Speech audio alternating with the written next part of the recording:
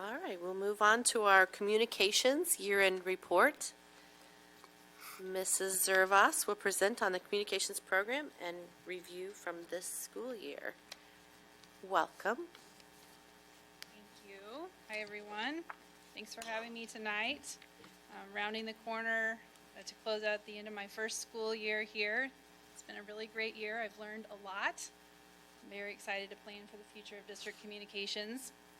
I'm just so grateful I wake up every day to a job that I love. Most days I feel like it loves me back. So thank you for the opportunity.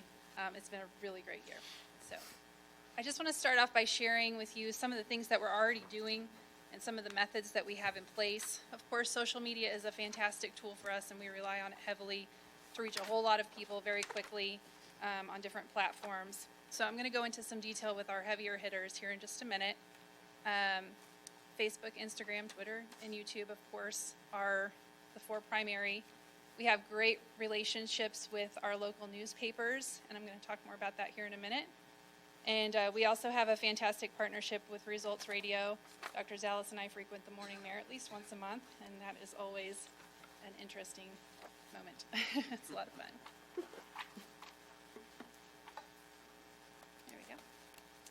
So I want to talk briefly about Facebook. It's definitely our largest followed, or it has our most followers out of all of our social media channels. A few fun facts about our Facebook page over the last year.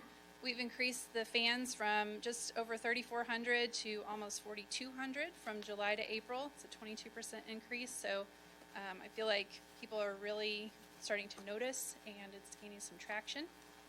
Our average post reach for the third quarter was about 5,000, and our average 28-day reach was around 40,000. So we're finding that this is where our parents and our grandparents are. The students are on Facebook. They just don't want you to know that they're on Facebook. So they're quietly watching in the background. Lauren's nodding her head. So they're there, and every once in a while they'll tag their friends and turn up that way. But for the most part, we're reaching parents and grandparents. So the little graph in the corner, I know the numbers are tiny and you can't see it, but those spikes where we get up over 20,000, those are mostly snow days. So those posts get a whole lot of attention. If you match up the dates, they're spot on pretty much. A few calendar notifications and things like that tossed in there. These are just some examples of some successful posts and things that have worked well over the course of the year. Again, a snow day post on the left, that calendar post in the middle, although I will never make another post on April 1st regarding any sort of official announcement because everyone thought the last day of school was a joke on a Monday, so no joke. But I love this, and I love looking at these numbers because it not only gives me a picture of what people are looking for in terms of content, they're looking for not just announcements and some of these more official things, but also these culture pieces. People love to go and see their kids, their grandkids, their friends, their neighbors. They love to see people they know highlighted on our page. And so that's been really exciting in just building that human connection with our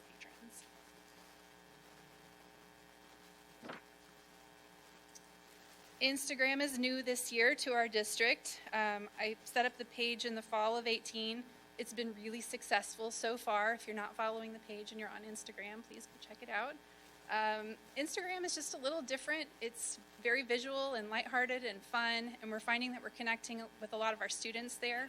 So sometimes the content is the same as the other social media channels, but I really try and make it about, by, and for the students. And so if you scroll through there, you will see the announcements that go everywhere else, but also just, again, some fun and easy content. So right now we have just under 1,200 followers. It grows weekly. My phone blows up a lot with Instagram notifications from this page, and it's just been it's been a lot of fun.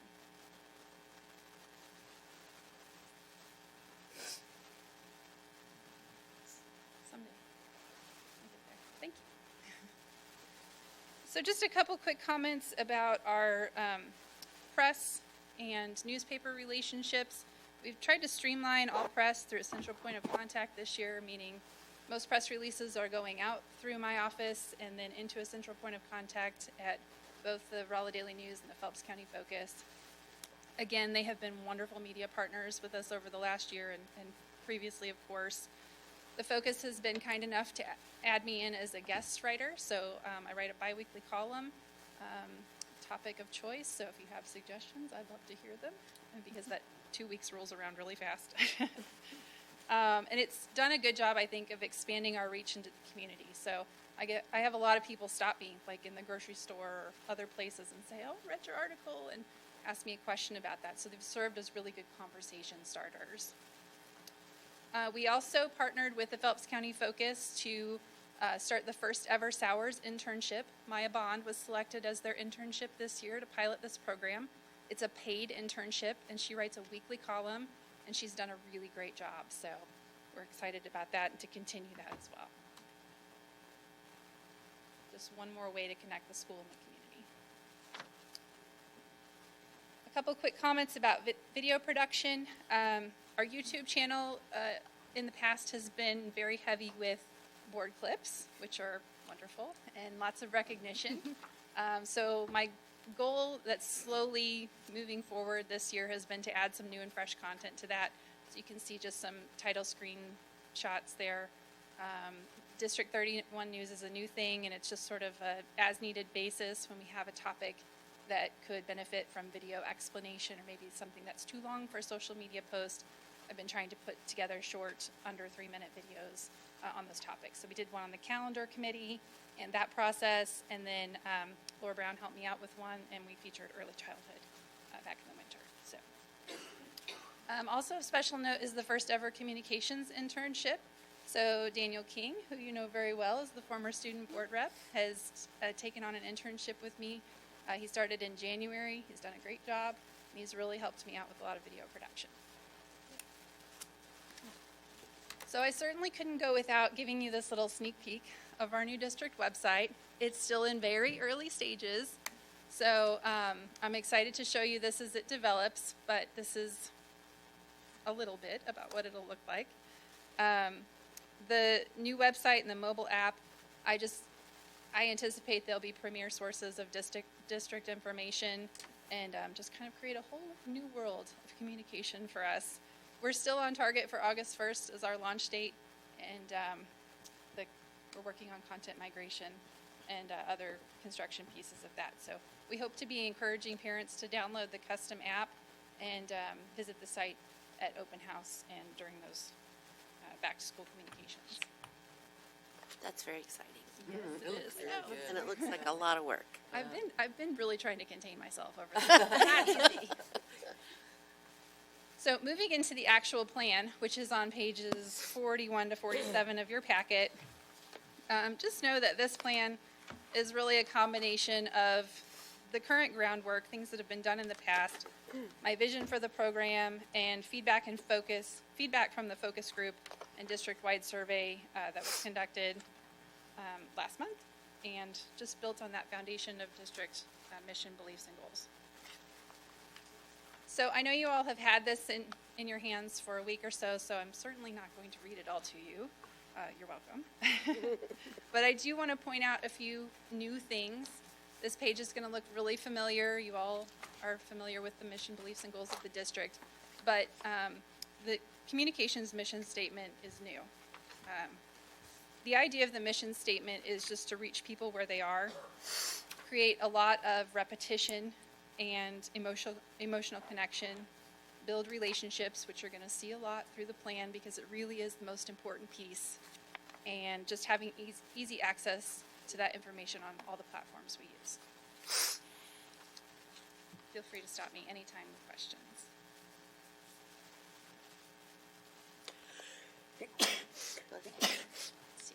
Thank you. Oops. Okay, how do I go back? Can you back me up on my... Oh, no. I was right. Never.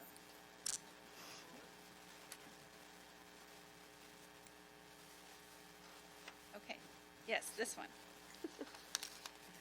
So on page 43, we just took a close look at the audiences, internal and external. Successful communication is always founded on knowing your audience, just a critical piece. So we identified those key listeners, and when I say we, I'm talking about the focus group that helped me develop this plan. Those members are all listed on the last page of the plan. And then we work to embed strategies into the plan that would reach these key listeners. So again, the interpersonal and community visits have been a big focus over the last year and will continue to be so because again, the relationships are the most important part. So Gina, Yeah. one item that's not on any of those lists are the radio interviews, so I don't know where they would fit. Okay. Radio listeners. Yes, absolutely. I can add those for sure. And where does the alumni kind of fall in? That's another piece we can add. Yeah, thank you. So in looking at the strategic goals, or the CSIP goals, I really just went through and selected the ones that house communication and pulled those into the plan. So first and foremost, under number 1, sorry, let me get there because my sheet is too small to read. So number 1, helping the district, sorry, I'm going to back up just a second.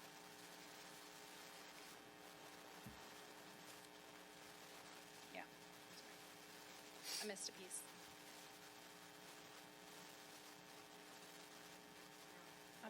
No, good. This thing is a little temperamental. Okay, so we talked about knowing the audiences, the communication goals, specifically the strategic goals. I like how communications has obviously been pulled into preparing for this, the communications regarding the long-range facility planning, and I anticipate that will continue to be the case. On number 3, I just wanted to point out focus direction, including consistency, repetition, and stability with communications. And then not to skip too many of them, but number 5 in particular, using new and current technology. We have a lot of really great tools in place. So just continuing to expand on what we have and look for opportunities to fill the gaps by soliciting feedback, which leads to the metrics at the bottom. Technology is our friend in terms of the metrics. In many cases, we can just run a report. So on the new website, we'll be able to do that very easily. We'll actually have an auto-generated report weekly, and we'll be able to see where people are going on our website, the most popular information, and then, of course, monitoring that site for broken links and things that need to be fixed is going to be of great importance.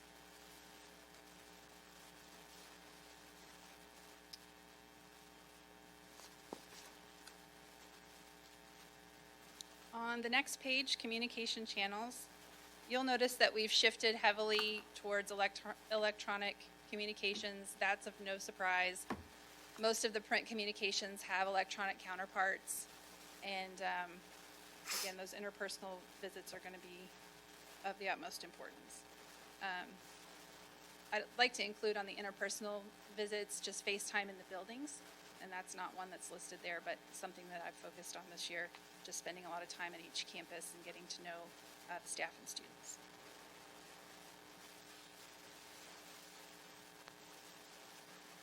Okay, now on to the goals. I'm on page 45. So this plan, of course, will be posted on the website, so if you're watching at home and in need of some riveting reading, you can go there and pull this report and pull the plan and read through it in detail. A few things I wanted to point out are just the newer strategies in line with these goals that have not been in place up to this point, that were either added this year or will be added in the fall going forward. So under strategy 1, where it talks about building and maintaining relationships with current and incoming volunteers, writing an article, the second week of April is National Volunteer Week, and this year I recognized our volunteers through the Phelps County Focus article, and I plan to do that annually with a slightly different take each year. The volunteer program, also known as Bravo, I would like to implement a Facebook group for them and change up our recognition system and replace the traditional fall luncheon with a welcome reception and orientation That way the new volunteers can get to know the seasoned volunteers. We can outline expectations, share stories, and just really bring those new volunteers into the fold, make them feel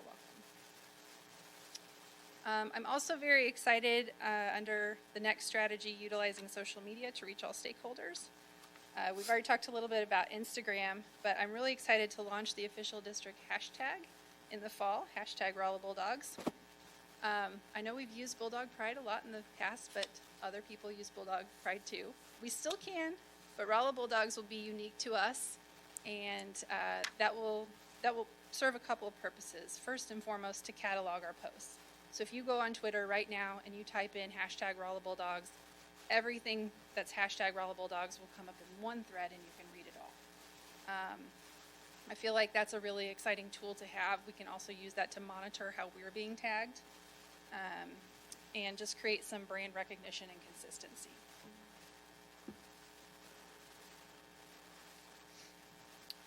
Under 1B here, working with early childhood director as a strategy to design effective media pieces. Laura Brown and I have absolutely been in contact over the year to update some of those media pieces that were already in place. She's got some great ideas about pups passports and a few other things, so I'm excited to work with her over the next year. And as I mentioned, we did a district news piece highlighting early childhood.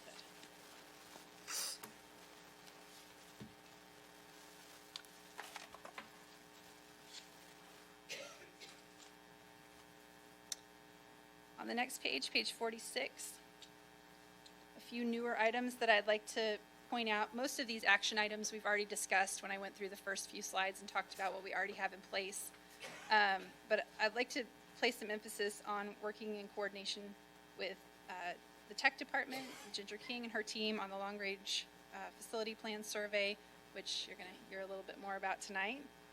I'm excited about this annual State of the District. In March, Dr. Zallis spoke at the Rolla Area Chamber of Commerce luncheon. We've scheduled him again for next March, and I anticipate that to be a repeating pattern as long as he's willing. It's timely in terms of time of the year and other things that we have going on that we'll want to communicate, and just a great way to reach a large amount of business and community leaders in one place. It was also suggested on the district-wide survey that I put out that I schedule a half day each month at each campus, giving them notice in advance to say that I'll be there with my camera. So I'm excited to implement that and maybe have a little more focused direction on photography and getting eyes and ears in the classroom. I cannot say enough about the new website and mobile app. All of my school PR contacts have all agreed that updating their web presence and mobile app it's just been a game changer for them. I plan to work to update and make uniform our district newsletters with the help of building principals and secretaries. So look for more information on that. And then one other piece of that I'd like to point out, on the plan it talks about creating the centralized flyer display location on the website. It's the last point under that last strategy. We recently partnered with a company called Peach Jar to get a centralized flyer site set up, or page set up on our website. It'll be a little button that looks like a peach, and when you click it, it will open up and show all of the current flyers for each campus. And we can filter those from district-wide, where they show up in each campus, or just specific to each campus. So that's going to serve a couple of groups. One, if I'm just a middle school parent, I can just view the middle school flyers, or if I want to see everything that's going on, I can do that too. This service also generates a weekly email based on your preferences. So it will send out an email and say, hey, here are all of the events happening in the district, so you can find them all in one place. It also offers a registration option where they can click a button, if it's applicable, they can click a button and go and register for the event. So it's a very neat addition to our website. You tell I'm a little excited about that. Yeah. We are too. Yeah, very good. That sounds great. Okay, finally on the last page of the program, I'm almost there, I promise. In terms of staff recognition, I started doing staff spotlights on our social media pages. those have been really popular, and so I'm excited to continue those and, you know, highlight some of the good work that our very talented staff has been doing. I've been sending out a weekly email on Tuesday to remind staff of Teachers Corner and housing other reminders and requests in there. And then again, just focusing more on that fun classroom culture content for our YouTube channel. So, listed there is the communications focus group. They helped me immensely in tweaking this plan and finding some direction with it. And thank you again for your attention. Happy to answer any questions. Take any comments. I would add to her peach jar comment. It's difficult to remember it's peach jar, but currently when someone wants a flyer distributed in the district, it comes to our office, Stacy, and then we either give them bundling information, we have to disseminate it out, have to make decisions about, you know, what campus it goes to. So that central clearinghouse will be convenient for both, from a recipient standpoint and for a posting standpoint. So I know Stacy in our office is very excited about it. She and Lori was helping her the other day when Gina came in to talk about it. So it's been a big hit internally too. There's also a little ticker at the top of the page, and it shows how many trees you've saved by not printing the flyers and putting them there. So that's kind of neat to watch too. It's all peaches. Yeah, it's peachy. Mrs. Zervos? So in addition to our district-run communications, I'd also like to suggest we include collaborations with our student-led, the RHS Echo newspaper, magazine, and rhsecho.com. I know you came out to visit us one time, and I think any future collaboration would be very appreciated. I think it would help share student perspectives with the community and also help improve our own readership too. So Yeah, I agree 100%. Yeah. Been kicking around the idea of student takeovers. So maybe some more information on that, but yeah, I'll pick your brain a little bit. okay. Thank you. Anything else? Any other Great job. comments or questions for Gina? Good stuff. Love the direction. Thank you. Yes. Thank you all. Been a great first year. Thank you. It's been a great first year.